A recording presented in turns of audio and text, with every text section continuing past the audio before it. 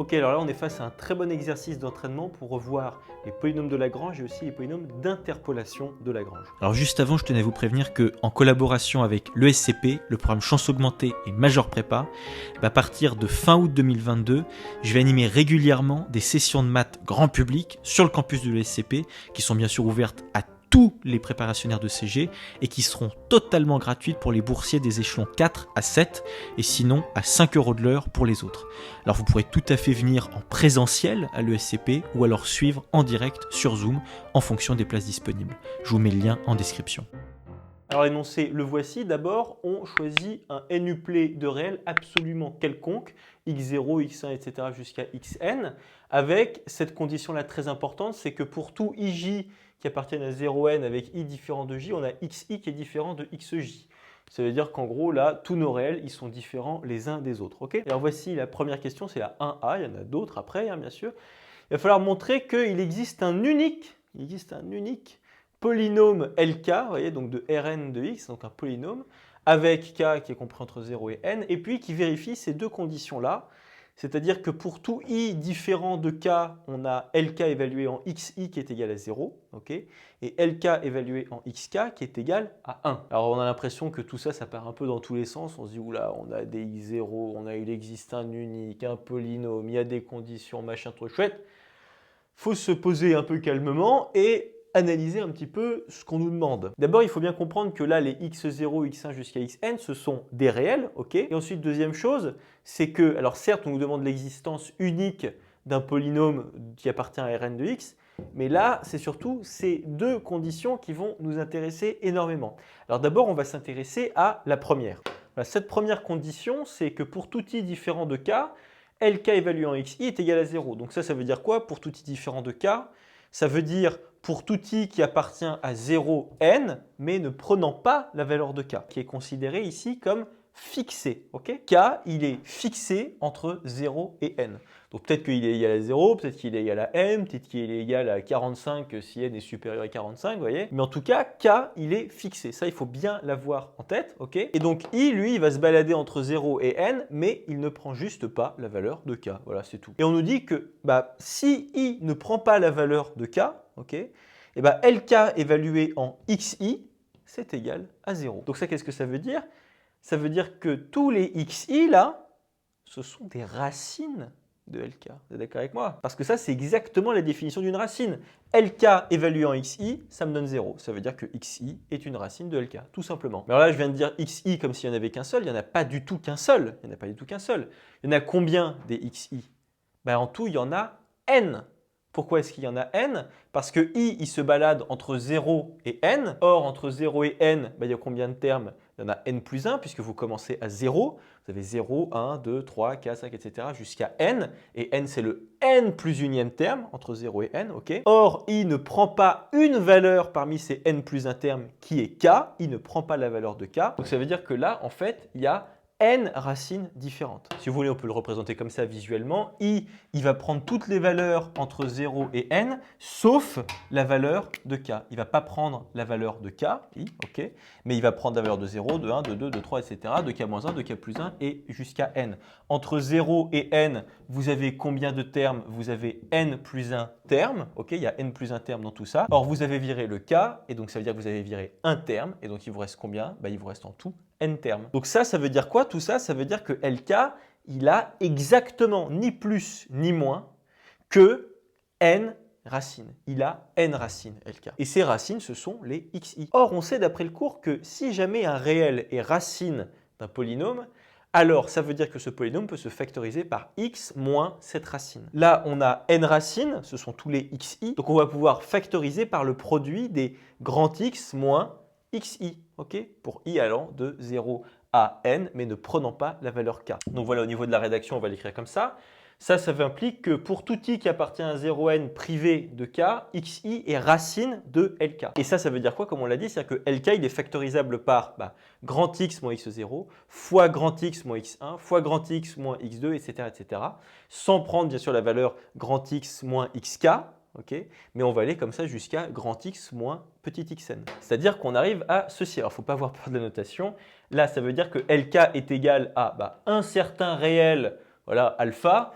Pour l'instant, je ne l'ai pas encore déterminé. Mais en tout cas, c'est dans le cours, hein, tout ça. C'est que LK est égal à un certain réel fois tout ce produit de polynômes. Et c'est quoi tout ce produit de polynômes? C'est tout simplement grand X moins x0 quand i prend la valeur 0. Pourquoi? Parce que x0 est racine de LK. Ensuite, multiplié par grand X moins x1 parce que x1 est aussi racine de LK, etc., etc.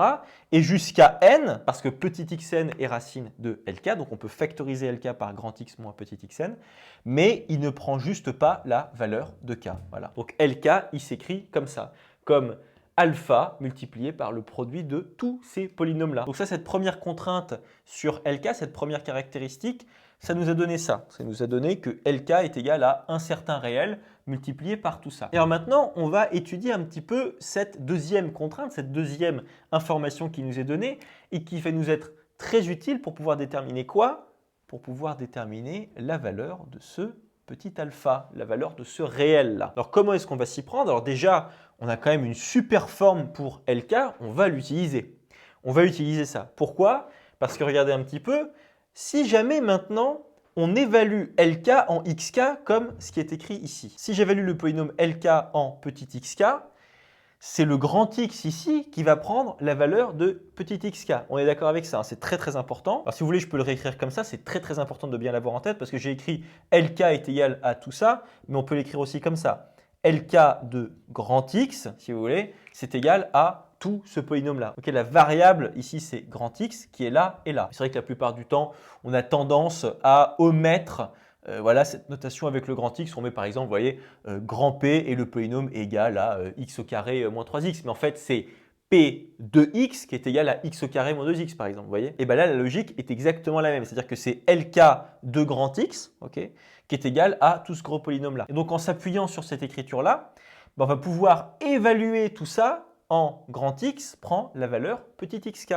Parce que ici, LK de petit xk, ça va nous donner 1, comme c'est écrit ici. Et de l'autre côté, on va pouvoir remplacer grand X par petit xk. Et comme ça, on pourra déterminer alpha. Donc j'ai réécrit ici ce qu'on venait de trouver. Maintenant, comme on l'a dit, on va évaluer toute cette égalité-là, enfin ce polynôme plutôt, en grand X est égal à petit xk. Ce qui nous donne ceci, c'est-à-dire que LK de xk est égal à tout ça. Vous voyez, la seule chose qu'on a faite, c'est qu'on a remplacé les grands X par xk. On a évalué en petit xk. Or, LK de xk, on sait que c'est égal à 1. Donc, on peut remplacer ça. C'est-à-dire qu'on arrive à ce résultat-là. Et là, c'est super intéressant. Pourquoi? Parce que nous, ce qu'on a très envie, c'est de déterminer la valeur de alpha, du alpha qui est ici, de ce réel qu'on avait fixé apparemment quelconque à l'origine, mais que maintenant on va pouvoir réussir à déterminer. Alors là, qu'est-ce qu'on a très envie de faire pour pouvoir déterminer ce alpha? C'est de diviser, bien évidemment, par tout ce gros produit à gauche et à droite. Parce que comme ça, on aura alpha qui est égal à 1 divisé par tout ce produit. Sauf que là, attention, attention, qu'est-ce qu'on ne peut surtout pas faire avec une division? On ne peut surtout pas diviser par 0. Or là, ça tombe bien, ce truc-là n'est jamais égal à 0. Pourquoi? Parce que on a ça. Tous les xi sont différents des xj. Et là, xi qui est ici ne prend jamais la valeur de xk. Attention, xk ici, il est bien fixé. Attention, k, il est fixé, très important. Et c'est le i qui se balade entre 0 et n. Okay, donc c'est le xi à chaque fois ici qui change. Mais il ne prend jamais la valeur de xk. C'est-à-dire qu'on n'aura jamais dans ce produit-là xk moins xk. On va voir xk moins x0 fois xk moins x1 fois xk moins x2, etc. jusqu'à xk moins xn. Mais on n'aura jamais du xk fois xk. Et comme tous les xi sont différents des xj pour i différent de j, nécessairement, ça, ce sera différent de 0. Voilà, donc on arrive à ce résultat-là, c'est-à-dire que alpha est égal à 1 divisé par le produit qu'on a là, car, très important, là, on recopie ce qu'on a ici, tous les xi sont différents des xj lorsque i est différent de j. D'ailleurs, j'ai oublié de le noter. Et donc, vous pouvez rajouter ici dans la rédaction, donc, tout le produit qui est ici est bien différent de 0, il n'y a pas de problème. Donc, ça veut dire que LK de x, à quoi il va être égal? On a dit ici qu'il était égal à alpha fois le polynôme qui est là. Sauf que alpha, c'est quoi? C'est justement ça. Donc l'écriture ici, elle va être un petit peu lourde apparemment, mais c'est ça l'écriture des polynômes de Lagrange. C'est ça.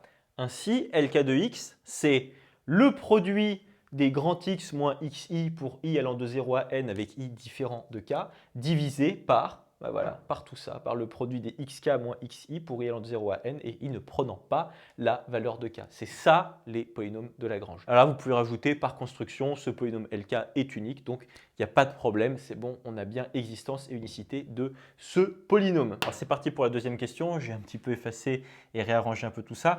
Là, j'ai écrit le résultat qu'on vient de trouver, c'est-à-dire que les polynômes LK, donc les polynômes de Lagrange, s'écrivent sous cette forme-là.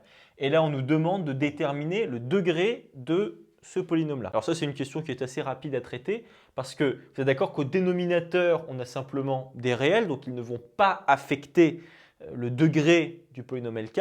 En revanche, au numérateur, c'est là où tout va se jouer. Parce qu'au numérateur, vous allez avoir du grand x moins x0 fois grand x moins x1 fois etc. jusqu'à fois grand x moins xn, mais sans prendre la valeur grand x moins petit xk. Donc voilà, on a au numérateur tout ce produit-là, c'est-à-dire grand x moins x0 fois grand x moins petit x1, etc. jusqu'à grand x moins petit xk moins 1. Attention, ici, on ne prend pas la valeur de petit xk, encore une fois, parce que i est différent de k. Okay, et on continue avec grand x moins petit xk plus 1, et etc. jusqu'à grand x moins petit xn. Donc nécessairement, le degré de ce polynôme-là, qu'est-ce que ça va être? Ça va être x fois x fois x, etc. fois x moins 1 jusqu'à ici. Il y en a combien des termes là-dedans? Il y en a n. Faites très attention, il y en a n. On commence à 0, on va jusqu'à n. On serait tenté de se dire il y a n plus un terme. Mais comme on n'a pas pris le terme en k, okay, donc on a retiré un terme, et ben on a n plus 1 moins un terme. Et donc en tout, ici, on a n termes multiplicatifs. Et donc nécessairement, on va avoir du x fois x fois x, etc. fois x qui va être égal à x puissance n. Donc le degré de tout ce truc-là, c'est n. Donc le degré de LK de x, c'est n. Donc on a ce résultat-là. Si vous voulez la rédaction, vous pouvez tout à fait écrire et rédiger ce que j'ai dit un peu à l'oral.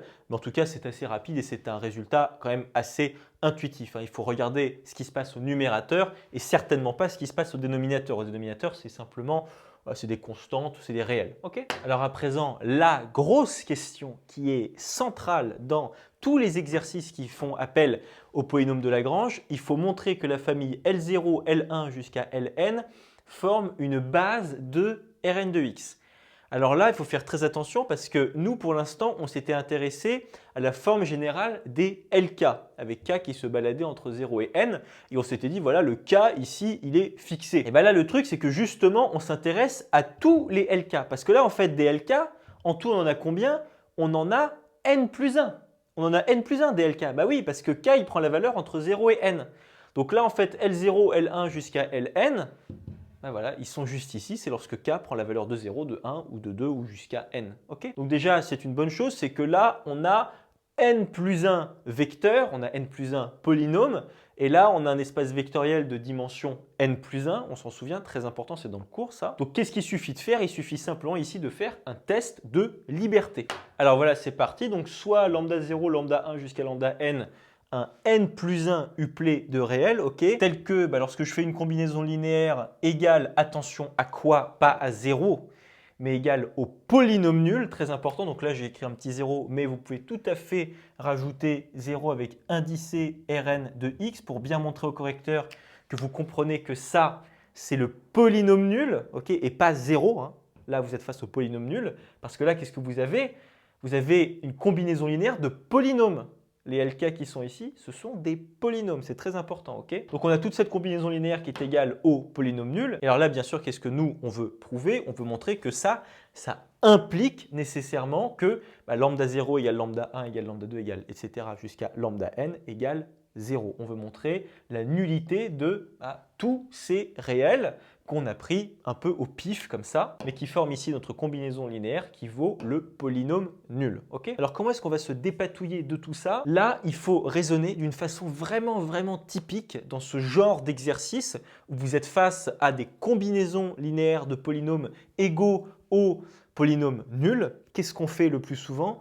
On évalue le polynôme, vous voyez, en des valeurs bien précises. C'est-à-dire qu'on va évaluer ce polynôme-là pour grand x prend certaines valeurs bien particulières et qui vont nous permettre de faire des simplifications. Ok. Alors là, on ne va certainement pas réécrire l'écriture du polynôme LK qui est ici, ça ne nous servirait à rien. Là, il faut se souvenir des deux conditions qui ont été énoncées au tout début. C'est que LK de XI est égal à 0 si I est différent de K et LK de XK est égal à 1. On s'en souvient de ça. Je le rappelle juste ici, LK de XI est égal à 0 si I est différent de K et LK évalué en XK est égal à 1.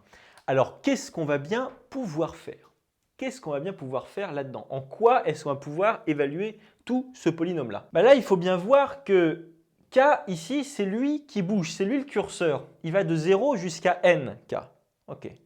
Il va de 0 jusqu'à n. Donc, il va prendre nécessairement toutes les valeurs entre 0 et n. Donc, on va avoir lambda 0 fois L0 de x, plus lambda 1 fois L1 de x, etc. jusqu'à lambda n, Ln de x. Bon, moi, ce que j'ai très envie de faire, c'est d'évaluer ce polynôme-là en un xi absolument quelconque. Donc voilà, alors j'ai donné un nom là à cette égalité. J'ai dit évaluons 1, donc ce qu'on a ici, en grand X est égal à petit xi. Alors qu'est-ce que ça va donner cette évaluation? Ça va donner ceci, c'est-à-dire que la somme pour k allant de 0 à n de lambda k lk évalué en xi est égale ici à 0. Attention, ici on est bien face au 0, on n'est pas face au polynôme nul, parce que là lk évalué en xi, ça n'est plus un polynôme, c'est un réel, parce que vous avez évalué LK en une valeur bien particulière qui est ici XI. Okay. Au passage, pourquoi est-ce qu'on a 0 ici?